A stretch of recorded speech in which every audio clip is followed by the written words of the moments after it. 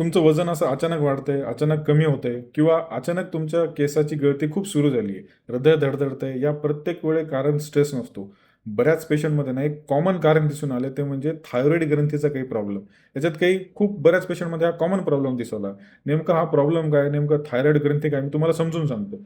आता आपल्या गळ्यामध्ये इथं एक आहे ना फुलपाखरूसारखा एक आकाराचा एक थायरॉइड ग्रंथी असतो. हे काय करतं, T4 आणि T3 नावाचं एक हार्मोन ते तयार करतात. बरेच कामं आहेत. त्यामध्ये ते काय करतात, अजून शरीराचा वेग वाढवतं, शरीराला ताकद देतात, ऊर्जा, हृदयाचे ठोके, तापमान आणि वजन नियंत्रित करण्याचं एक खूप मदत करतात. आता जेव्हा थायरॉइड हार्मोन कमी होतो त्याला काय म्हणतात, हायपोथायरॉइडिझम. ठीक आहे. याचे प्रमुख लक्षणं काय, तुम्हाला सतत थकवा जाणवेल, झोप येईल सतत, तुमचे वजन अचानक वाढतील, तुम्हाला थंडी जास्त वाजेल, तुम्हाला बद्धकोष्ठताचा देखील प्रॉब्लेम यामुळे होऊ शकतो, केसाचे गळणे आणि त्वचा कोरडी पडणे यामागे खूप कॉमन हे लक्षण आहेत.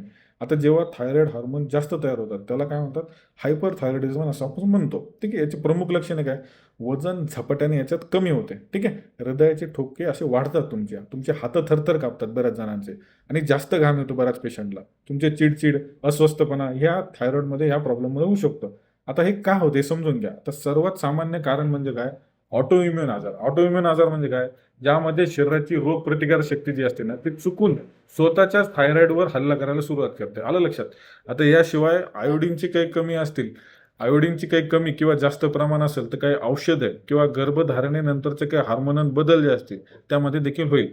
आता थायरॉइडमधील जी गाठ किंवा काही दाह यामुळे देखील हा प्रॉब्लेम आहे. आता याच्यात करायचं काय, याच्यात मेन म्हणजे तुम्हाला आहार आणि उपाय काय करायचा मी तुम्हाला सांगतो. आयोडीन युक्त मीठ योग्य प्रमाणात वापरा. ठीक आहे. आणि अति आयोडीन घेऊ नका. ठीक आहे. भरपूर प्रमाणात प्रोटीन तुम्हाला आहारात घ्यायची गरज आहे. डाळी खा, कडधान्य खा, दूध, दही, पनीर, अंडी. ठीक आहे. जास्तीत जास्त खाण्याचा प्रयत्न करा. सेलिनियम आणि झिंक युक्त पदार्थ तुमच्या आहारात पाहिजे. भोपळ्याचे बिया, तीळ, सुकामेवा, कडधान्य हे सगळे आहारात ठेवा. भरपूर फळे खा. भाज्या आणि संपूर्ण धान्य खायचा प्रयत्न करा. नियमितपणे 7 ते 8 तास झोप झालीच पाहिजे. नियमितपणे व्यायाम केलाच पाहिजे. आणि औषधं स्वतःहून बंद करू नका यामध्ये. ठीक आहे. थायरॉइडची जी गोळी आहे ना सकाळी रिकामी पोटी घ्या आणि 30 ते 60 मिनिटांनी नाश्ता करा. ठीक आहे. काळजी घ्या आणि फॉलो करा, कारण आरोग्याबद्दल गोड बोलत नाही तर खरं बोलतो. धन्यवाद.